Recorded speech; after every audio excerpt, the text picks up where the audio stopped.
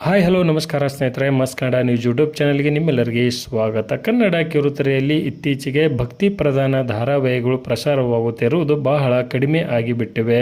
ಸ್ವಂತ ಮಣ್ಣಿನ ಕಥೆಯನ್ನು ಹೊಂದಿದ ಯಡಿಯೂರು ಶ್ರೀ ಸಿದ್ಧಲಿಂಗೇಶ್ವರ ಧಾರಾವಾಹಿಯು ಇದೀಗ ತನ್ನ ಕಥೆಗೆ ವಿದಾಯವನ್ನು ಹೇಳಲಿದೆ.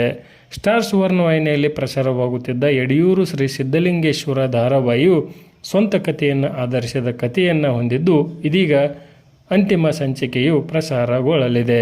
ಒಟ್ಟು 1320 ಸಂಚಿಕೆಗಳನ್ನು ಪೂರೈಸಿ ಯಡಿಯೂರು ಶ್ರೀ ಸಿದ್ಧಲಿಂಗೇಶ್ವರ ಧಾರಾವಾಹಿಯು ತನ್ನ ಕಥೆಗೆ ವಿದಾಯವನ್ನು ಹೇಳಿದೆ.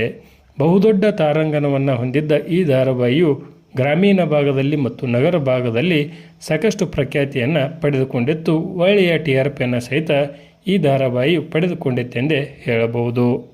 ಕನ್ನಡದ ಪ್ರೇಕ್ಷಕರಿಗೆ ಒಳ್ಳೆಯ ಸಂದೇಶವನ್ನು ನೀಡಿರುವ ಯಡಿಯೂರು ಶ್ರೀ ಸಿದ್ಧಲಿಂಗೇಶ್ವರ ಧಾರಾವಾಹಿಯು ಹೊಸ ಧಾರಾವಾಹಿಗೋಸ್ಕರ ತನ್ನ ಕಥೆಗೆ ವಿದಾಯವನ್ನು ಹೇಳುವ ಅಗತ್ಯತೆ ಇತ್ತು ಎಂದೇ ಹೇಳಬಹುದು.